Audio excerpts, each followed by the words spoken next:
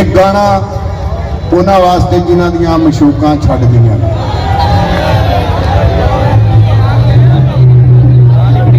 कोई फनकार स्टेज ते खलो के गल नहीं कहेगा जिहड़ी तुहाडा ये वीर कह रहा है। मेरे इस गाने दे विच जिहड़ी जिहड़ी शायद तुसां मैनूं विखाणी है ना, उस चीज का माहिया तुहाडे तक पहुंचेगा।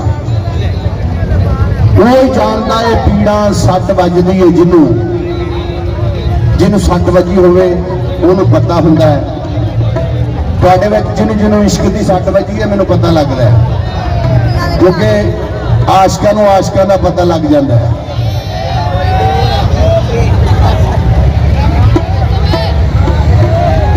मशूक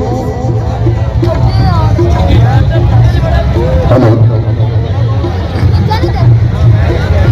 मैं उन्हें विखा देंगा केड़ा केड़ा गाने दे विच विखा देंगा।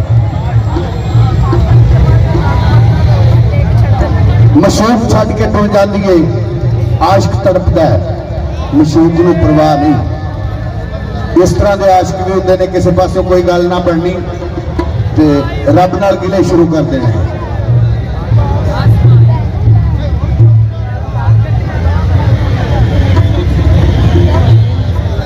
मैं तो बुलाया नहीं, आ गया। एक बार आशका को तो राजी कर लीए, फिर रंडिया ते छड़िया की बारी।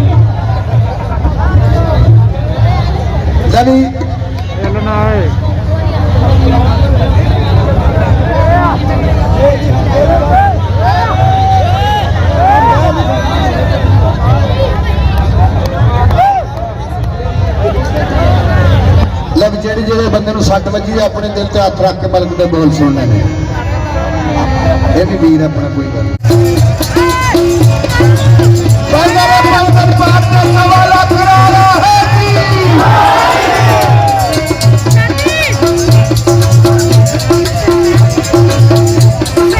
हाजिर खिदमत शबीर ताहिर जनाब की खिदमत हाजिर है। गाने ढोले माइए सुनते नहीं दिओ। सियाणा का कहना है, जिस पेड़ मैदान दे विच अल्लाह ताला और उसके प्यारों का जिक्र होवे, उस पेड़ मैदान दे विच बरकत होगी।